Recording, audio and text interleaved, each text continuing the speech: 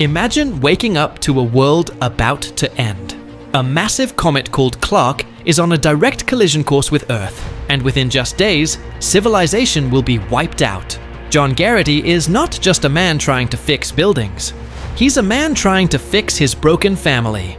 A Scottish structural engineer living in Atlanta, Georgia, John returns home with one goal: to reconcile with his estranged wife, Allison, and be a better father to their diabetic son, Nathan. The world outside seems calm. Neighbors gather, drinks are poured, everyone is excited to witness history. The passing of a newly discovered interstellar comet named Clark. They believe it will be beautiful. They are wrong. At a grocery store, John notices something unsettling. Military cargo jets slicing through the sky in tight formation. Too many, too urgent. Then his phone rings. An automated voice, cold, emotionless. It tells him that he and his family have been pre-selected for emergency sheltering. Pre-selected? For what? Before he can process it, news alerts explode across every screen. The comet isn't just passing by. A fragment has entered Earth's atmosphere, live on broadcast. The room falls silent as the blazing object streaks across the sky. Seconds later, Tampa, Florida is vaporized. Not damaged, not destroyed. Erased. The shockwave tears through the city like a god's wrath. Millions watching live realize the truth at the same time. This isn't a spectacle, it's extinction. Another automated call comes in. Immediate evacuation. Report to Robbins Air Force Base. Outside, chaos ignites. Neighbors scream, families scramble, cars collide in panic. And in the middle of it all, John realizes something terrifying. They weren't chosen to survive. They were chosen to run. Just as the Garritys prepare to leave, the illusion of hope shatters. Their neighbor Ed rushes toward them, pale and trembling. Clark isn't a single comet. It's a swarm. Massive fragments set to bombard Earth over the next 2 days. Not impact. Bombardment.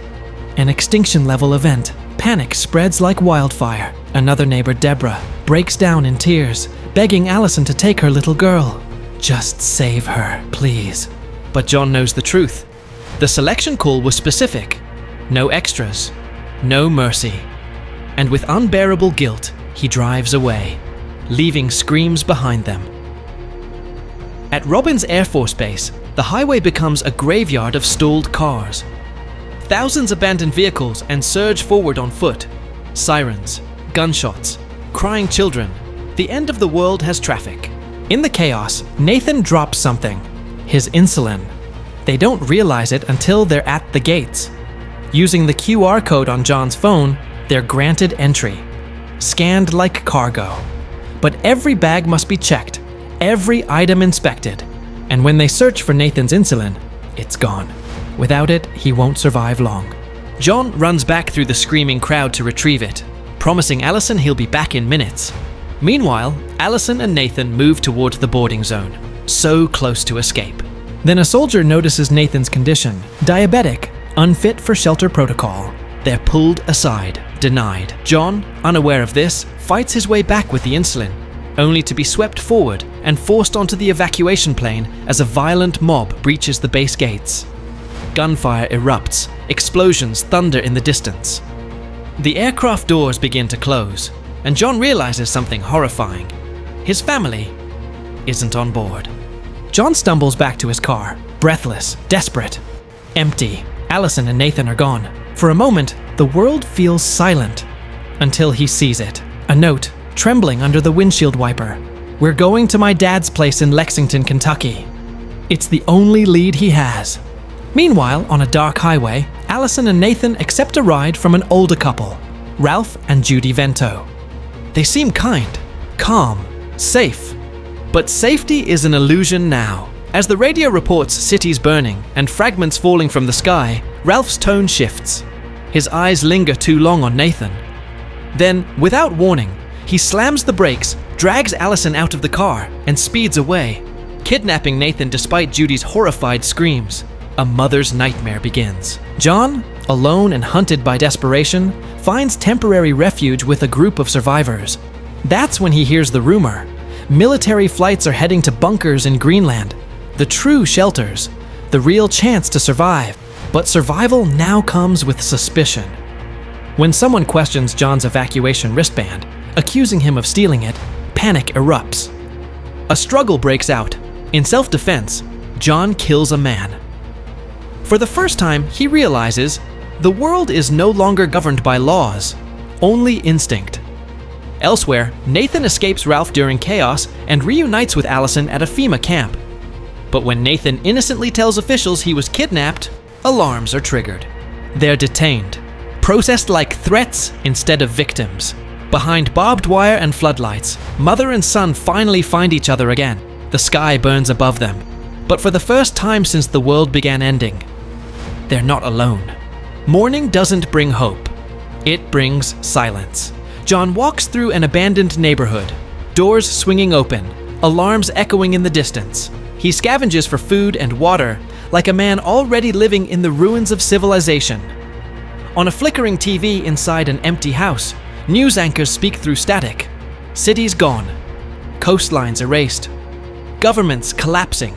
The world is dying in real time. Finding an abandoned car, John drives toward his father-in-law Dale's home in Lexington. But when he arrives, it's empty. No Allison, no Nathan. For a moment, he breaks, but not for long. Through chaos, roadblocks, and burning highways, fate finally pulls them back together. A broken family reunited in the middle of the apocalypse. No time for tears, only survival. They decide to head toward Canada, hoping the northern regions are safer.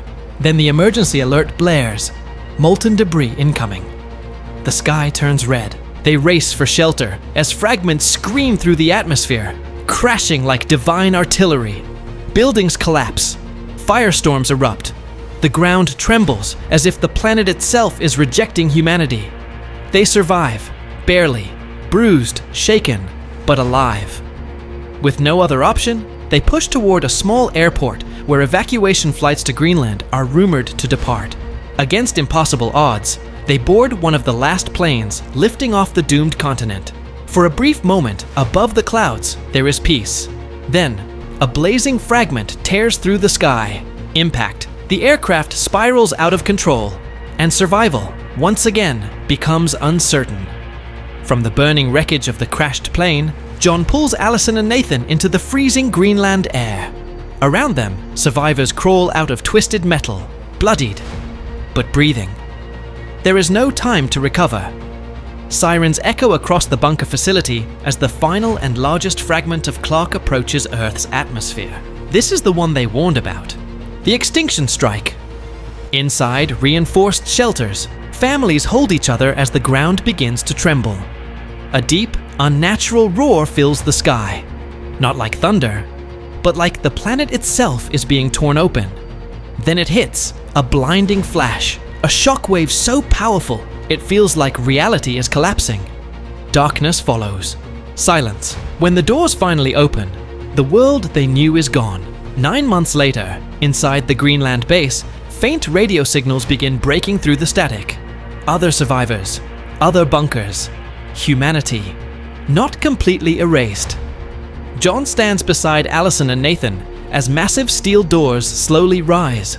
For the first time in nearly a year, they step outside. The landscape is scarred, forests flattened, cities reduced to dust. The sky carries a strange pale hue. Then Nathan looks up. Life survived, and as the wind brushes across their faces, John realizes something profound. The world ended, but humanity didn't. If you liked this video, don't forget to subscribe. Your support is my motivation.